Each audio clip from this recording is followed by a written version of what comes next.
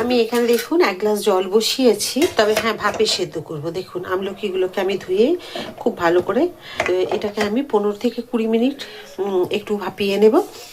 জলেও সেদ্ধ করতে পারেন, কিন্তু এর আগে আমি করেছিলাম ভাপিয়ে, খুব সুন্দর হয়েছিল, আপনাদের দেখিয়েছিলাম, ভিডিওটা দেখে নেবেন। 20 মিনিট পর আমি ফিরে এলাম, ফিরে এসে দেখি, দেখুন কি সুন্দর সেদ্ধ হয়ে গেছে, নিজে নিজেই দেখুন ফেটে ফেটে এসেছে। এইভাবে কিন্তু সেদ্ধ করে নিলে খুব ভালোভাবে সেদ্ধ হয়ে যায়। আমি 20 মিনিট দেখে নেবেন, 15 মিনিট আপনারা যদি হয়ে যায়। থালা আমি দেখুন তুলে এই জায়গায় নামিয়ে নিচ্ছি। আর এগুলো একটু ঠান্ডা হতে তো সময় লাগবে, তবু আপনাদের দেখিয়ে দিই। দেখুন এমনিতেই তো একটুখানি ফেটে ফেটে ছেড়ে গেছে, তো সহজেই কিন্তু দেখুন আলাদা হয়ে যাবে। একটু আলাদা করে নেবেন। হাতে যদি মনে হয় যে আপনাদের তাড়া আছে, তাহলে ওইভাবে ছাড়িয়ে নিতে পারবেন। আর হাতে একটা বাটিতে জল রাখবেন, হাতটা একটু করে ডুবিয়ে নেবেন, হাত জলে দিয়ে দিলে ঠান্ডা হয়ে যাবে হাতটা, তখন আবার এগুলোকে বীজগুলোকে আলাদা করে নেবেন। আর এই যে কোয়াগুলো না, কি সহজে দেখুন আলাদা হয়ে যাচ্ছে। এখানে আমি একটা কড়াই বসিয়েছি, আর এখানে নিয়ে নিয়েছি আমার 1 কিলো আমলকি আছে। 1 কিলো আমলকির জন্য নিয়েছি 1.5 চামচ জোয়ান, 1.5 চামচ মৌরি, প্রায় 12টা মতো আছে লবঙ্গ, আর কিছু নিয়েছি গোলমরিচ। এগুলোকে একটু শুকনো কড়াইয়ে আমি ভেজে নেব।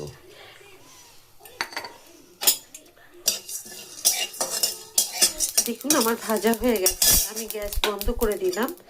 আর এগুলোকে আমি একটা আলাদা জায়গার মধ্যে নামিয়ে ঠান্ডা করে নেব। ঠান্ডা করে এগুলো আমি হামাল দিস্তাতেও গুঁড়িয়ে নিতে পারি, বা মিক্সির জারে আপনারা পালস মোডেও একটু ঘুরিয়ে এগুলোকে গুঁড়ো করে নিতে পারেন। আমি 1 কিলো আমলকির জন্য নিয়ে নিয়েছি 300 গ্রাম গুড়। তো 300 গ্রাম গুড় দেখুন আমি গ্রেটারে বেশ ভালো করে গ্রেট করে দিয়েছি। দিয়ে আমি এগুলোকে একটুখানি গরম করে নেবো আগে। তো গরম করে নিয়ে এর ভেতরে যে নোংরাগুলো থাকে, তো যে লাড্ডু গুড় বা ডেলা গুড় বা ভেলি গুড় যেটাই যে বলুন না কেন, একটু নোংরা থাকে, ছেঁকে নিতে হবে। তো খুব বেশি জল দিয়ে না, সামান্য 2-3 চামচ জল দিয়ে। তো আমার হাতে ভর্তি হয়ে আছে। তো চলুন আগে এগুলো রেডি করে নিই। আর এখানে আমলকিগুলো দেখুন ঠান্ডা হয়ে গেছে, কি করব সেটা আপনাদের দেখাচ্ছি। তো এখানে গুড়ের পরিবর্তে আপনারা কিন্তু মিছরিও নিতে পারেন, চিনিও নিতে পারেন।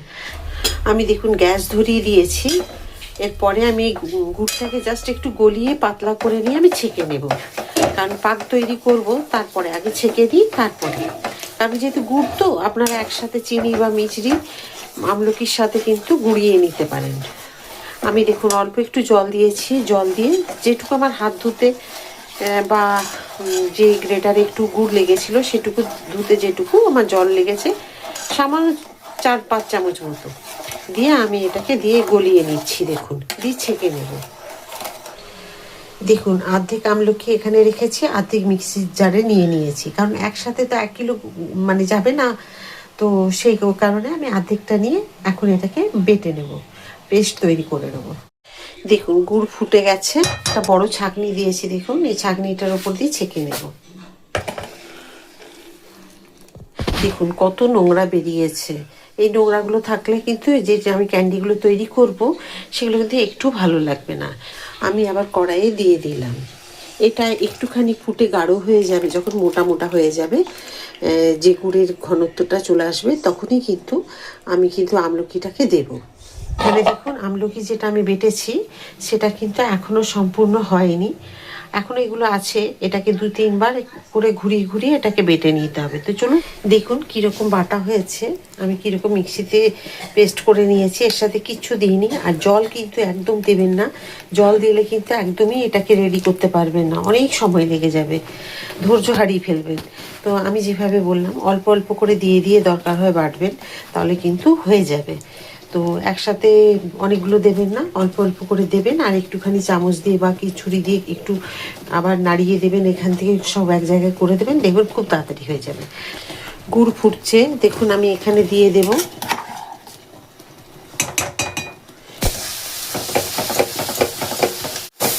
দেখুন কি সুন্দর একদম শুকিয়ে শুকিয়ে এসছে। তবে গুড় দেওয়ার জন্য কিন্তু এটা একটু লাল লাল হবে, এটা কিন্তু বলে দিচ্ছি আপনাদের। যদি এটাকে চিনি দিয়ে করে, মিছরি বা বাতাসা দিয়ে, তাহলে কিন্তু সাদা দেখতে হবে। সাদা মানে কি, লাইট ক্রিম কালার যেরকম দেখতে হয়, মানে একদম লাইট কালার সেই রকম হবে, একদম ধবধবে সাদা হবে না। এখানে বড় চামচে 2 চামচ আমি কর্নফ্লাওয়ার নিয়েছি। কর্নফ্লাওয়ারটাকে আমি একটু চামচ দিয়ে গুলে নেব।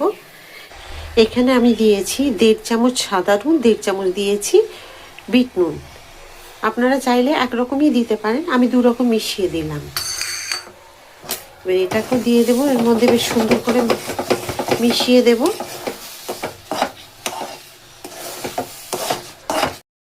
আমি যে মশলাগুলো সব গুঁড়িয়ে রেডি করে রেখেছি এগুলোকে দেখুন আমি দিয়ে দেব এখন।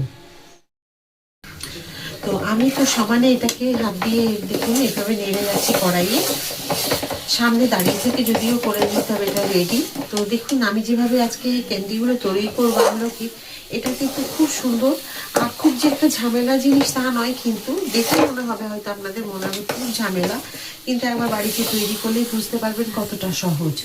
তো অবশ্যই কিন্তু এইভাবে একবার করে নিন। বাড়িতে থাকলে দেবেন খাওয়ার পরে একটা যেন মুখশুদ্ধি, যেমন জোয়ান মৌরি এগুলো বাড়িতে কৌটোতে ভাজা থাকে, আমি যেমন করে রাখি, একটু লেবু দিয়ে মাখিয়ে জোয়ান মৌরিকে ভেজে রাখি, শুকনো তাওয়াতে বা কড়াইয়ে ভেজে রাখি। তো ঠিক সেই রকমই এইরকম যদি ধরুন আমলকির ক্যান্ডি করে রাখা যায়, এটাও কিন্তু ভালো লাগে খেতে, বেশ সুন্দর চকলেটের মতো। আর বাচ্চারা পেলে তো ছাড়বে, মানে একদমই ছাড়বে না, কারণ ওদের থেকে যদি বেশি দিন রাখতে চান, যদি একটু একটু করে দিয়ে ওদের ভুলিয়ে রাখতে চান, তাহলে হাতের থেকে দূরেই রাখতে হবে। তার মানে এতটাই খেতে টেস্টি হবে, এতটাই সুস্বাদু হবে এটা খেতে। তখন আপনাকে করতে এইগুলো আমলকি ক্যান্ডি তৈরি করতে করতে আপনার মানে মনে হবে যেন কেন রে বাবা একবার খাইয়েছি, এর স্বাদ কেউ ভুলতে পারছে না, এত সুন্দর টেস্টি খেতে, কেন একবার করলাম এই ক্যান্ডিগুলো, তখন মনে হবে। কিন্তু সত্যি কথা বলতে হাতের তৈরি জিনিস যখন আমরা বাড়ির পরিবারের সকলকে খাওয়াই না, একটা আলাদা একটা আনন্দ, খুশি বা অনুভূতি। জানি না আপনারা কার কীরকম হয়। আমি সত্যি কথা বলতে আমরা বাইরের খাবার খুব কম খাই, যেটাই করি আমি বাড়িতে তৈরি করি আর সপরিবারে একসাথে বসে খাই। সে আমার বাড়িতে কেউ যদি আত্মীয়স্বজনও আসে, একটু কষ্ট হয় ঠিকই সব কিছু ম্যানেজ করতে। তো কেন ম্যানেজ করতে কষ্ট হয় সেটা পরে না হয় একদিন আপনাদের বলবো, সেটা নাহলে তোলা থাক কথাগুলো, একদিন আপনাদের নিশ্চয়ই বলবো কেন অসুবিধা হয়।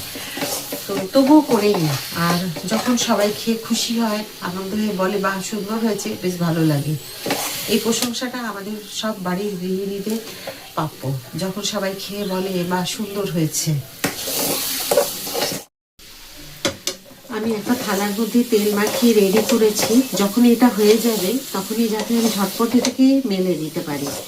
তো সেই কারণে একদম তেল মাখিয়ে বা ঘি মাখিয়ে, যেটা খুশি আপনারা, ঘিও দিতে পারেন আবার তেলও দিতে পারেন, তো যেটা আপনাদের মন চাইবে, বা বাটার দিতে পারেন।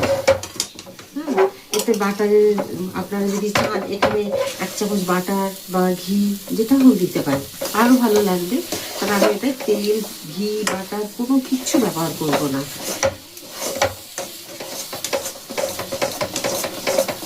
দেখুন না কতখানি শুকিয়ে শুকিয়ে এসছে, এই শুকানোটাই একটু সময় লাগে, বাসার কিচ্ছু না।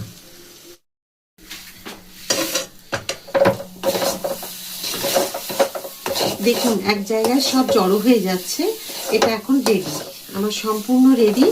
এটা আমার তৈরি করতে একদম এইভাবে রেডি করতে আমার 30 মিনিট সময় লাগলো।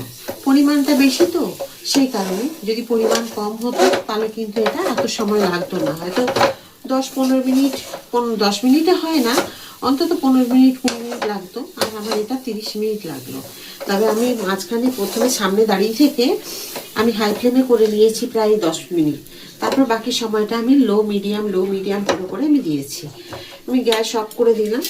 এখন দেখুন এই থালাটা আছে, এই থালার মধ্যে আমি দিয়ে দেব।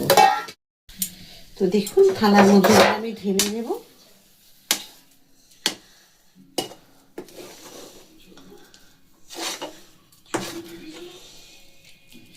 চেষ্টা করবেন তাড়াতাড়ি করে একটুখানি ঢেলে নেওয়ার, কারণ এটা বসে যাবে না। তো দেখুন আমি কিভাবে এটাকে সেট করে নিয়েছি। তো একদম ছড়িয়ে দিয়েছি থালার মধ্যে। তবে একদম কিন্তু সেই আমপাপড়ি যেটা বলে বা আমসত্ত্ব তার মতো কিন্তু একদমই পাতলা করবেন না, এইরকম পাতলা করলে আবার ভালো লাগবে না। তো আমরা যেরকম আমসত্ত্ব করি থালায় মেলে দিই বা প্লাস্টিকের মধ্যে বা হয়তো কোনো একটা আপনার টিস্যু পেপার যেটাতে আপনাদের সুবিধে হবে, ঠিক সেই রকমই আপনারা সুবিধে মতো এইভাবে ছড়িয়ে নেবেন আর ঘি তেল বাটা যেটা হোক মাখিয়ে নেবেন। তো এটাকে আমি রেখে দেবো এখন 0.5 ঘন্টা 45 মিনিট, যদি খুব বেশি লাগে 1 ঘন্টা লাগবে। তো এটা শুকিয়ে যাওয়ার পর আপনাদের কাছে নিয়ে আসবো, কীরকম হয়েছে দেখাবো। তো পুরোপুরি শুকোনোর আগেই কিন্তু দেখাতে হবে। আরেকটা কথা আপনাদের বলে দিই, আমি যে মাপটা দিয়েছি তাতে কিন্তু খুব বেশি মিষ্টি হবে না, হালকা মিষ্টি হবে। কারণ আমি মাপটা দিয়েছি, আমার বাড়িতে সুগার পেশেন্ট আছে সেই কারণে, তো সে খেতে পারবে না। তো পরিমাণটা আমি সেই কারণে কম দিয়েছি। আপনারা চাইলে 1 কিলোতে অন্তত যদি মিষ্টির ভাব যদি আনতে চান, অন্তত 750-800 গ্রাম আপনারা কিন্তু গুড় চিনি বাতাসা মিশ্রি যেটাই দেবেন সেই পরিমাণটা এই বুঝে দেবেন। আমি দিয়েছি তো বলেই দিয়েছি আপনাদেরকে, ঠিক সেই মাপটার জন্যই খুব একটা মিষ্টি হবে না। টক গোলমরিচ লবঙ্গর জন্য হালকা একটু ঝাল, তারপরে জোয়ান আছে সেই কারণে হালকা হালকা একটু ঝাল, নুন মিষ্টি হালকা মিষ্টি। তো চলুন এখন রেখে দিই, পরে এসে আপনাদের দেখাচ্ছি। দেখুন আমি চলে এসেছি 0.5 ঘন্টা পরে, আর দেখতে কি সুন্দর হয়েছে দেখুন। আর এই যে আমি হাত দিচ্ছি, শক্ত একটুখানি টেনে নিয়েছে। এটা খুব যে একদম শক্ত কাটকুটে হবে তাহলে তো খেতেই পারবে না। তো আপনারা চাইলে চিনি ছড়ালে ছড়িয়ে দিতে পারেন, চিনির গুঁড়ো। আমি কিন্তু চিনির গুঁড়ো দেবো না, একটুখানি এগুলো ময়দা ছড়িয়ে দেব বা কর্নফ্লাওয়ার যেটা আপনারা। তো আমি ময়দা আর একটু কর্নফ্লাওয়ার মিশিয়ে এটাকে ছড়িয়ে দিলাম। নিয়েছি একটা ছুরি, ছুরির মধ্যে দেখুন একটু তেল মাখিয়ে নিয়েছি। এইভাবে তেল মাখিয়ে নেব, তাহলে কিন্তু এটা লাগবে না। তো আমি দেখুন এইভাবে কেটে নিচ্ছি। তো দেখুন এইভাবে লম্বা করে কেটে নিলাম। এবার দেখুন আমি ঠিক ছোট ছোট করে কেটে নেব। তো তার জন্য একটা সাইড থেকে তুলে নিচ্ছি এইভাবে। তো সাইড থেকে তুলে নেব, তার আগে আপনাদের দেখাই কি করতে হবে। আমি একটুখানি এখানে ময়দা ছড়িয়ে নিচ্ছি, চিনি দিলে চিটচিটে হয়ে যাবে। তো সেই কারণে এখানে যাতে চিটচিটে না হয়, এইভাবে যাতে একদম কারোর সাথে কোনো গায়ে লাগবে না সেই রকম করে নিতে হবে। আর আপনারা চাইলে এইভাবে গোলও করে নিতে পারেন, এই যে এইরকমভাবে। যদি আপনারা স্কোয়ার না করেন তার জন্য কয়েকটা গোল করেও দেখিয়ে দিয়েছি।